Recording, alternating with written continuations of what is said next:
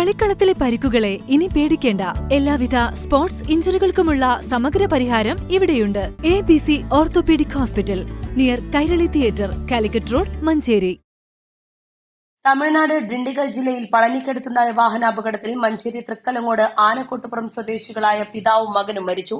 ആനക്കോട്ടുപുറം മാളികപ്പറമ്പ് വീട്ടിൽ 33 വയസ്സുകാരനായ സുദഖത്തുള്ള, മകൻ 3.5 വയസ്സുകാരൻ മുഹമ്മദ് ആദി എന്നിവരാണ് മരിച്ചത്.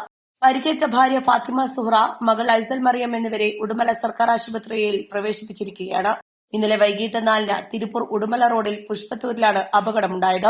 ഇന്നലെ രാവിലെ 10-ന് ഏർവാടിയിലേക്ക് സിയാറത്തിന് പുറപ്പെട്ട കുടുംബമാണ് അപകടത്തിൽപ്പെട്ടത്.